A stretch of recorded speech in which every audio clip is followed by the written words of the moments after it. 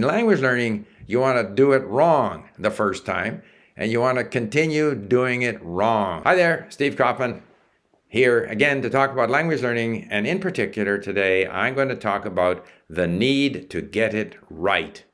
Or, as one often hears in fields like engineering or construction or industrial production, get it right the first time.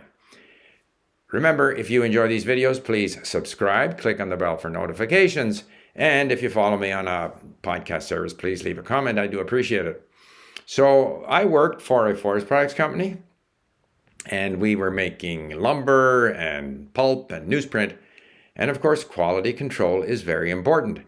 And as often happens in large corporations, we get these consultants to come in and run programs, Six Sigma, and all these other different, buzzwords around the idea of improving quality, like fewer errors. And there was one program they had in one of our mills, because the company was quite sort of decentralized, and this one pulp and paper mill brought in a consultant who had a program called Dirty Foot. Do it right the first time. And all the sort of management people and production people had name cards with Dirty Foot on the back, and they had a whole bunch of different programs around the idea of making sure that at every step along the process, everything was done just right, met certain specific standards. And the idea was do it right the first time, and then you don't have to redo it. Now, how does that apply to language learning? Well, the short answer is it doesn't apply. In language learning, you want to do it wrong the first time, and you want to continue doing it wrong. And you want to accept the fact that you're going to continue doing it wrong. If you are too obsessed with getting it right the first time or the second time, you put unnecessary pressure on yourself. And you'll probably hold back and stay with material that is easy enough so that you can get it right, which is not a good idea, because you want to expose yourself to as much of the language as possible in as many different situations as possible. And that's going to mean getting it wrong. It's going to mean not understanding. It's going to mean answering questions wrong with the wrong tense or the wrong preposition or the wrong ending or any of these things. You're going to continue getting it wrong. And you have to be willing to get it wrong over and over again in order that you get enough exposure to the language that eventually you start to get it right. And very often, I think part of the problem here is the way we're taught languages at school, where you don't want to get it wrong on the test. You want to get it right on the test. But what if you aren't going to get it right until you've actually had enough exposure, or until you've done it wrong enough times that you start to get it right?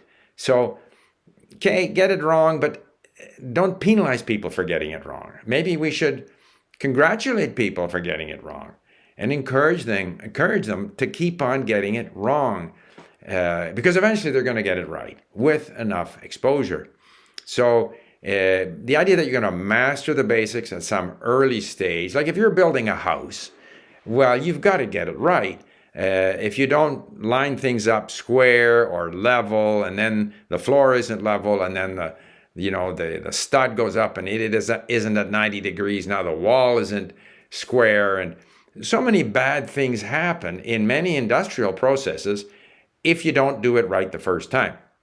But that's not the case in language learning.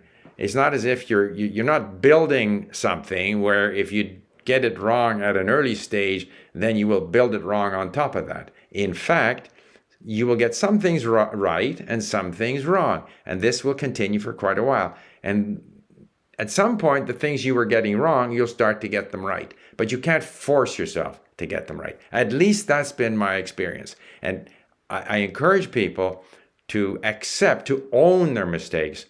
And that's another reason why, by the way, why I'm not a big fan of correcting other people. If they ask for it, fine. If they don't, just let them communicate, let them engage, say things, they get input back, and gradually they'll start to hear a more correct version of what they were trying to say.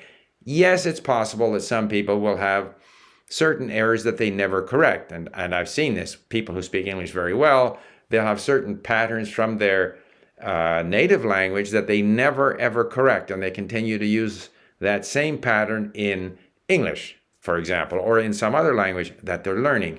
However, my experience has been, even if you correct them, they won't change.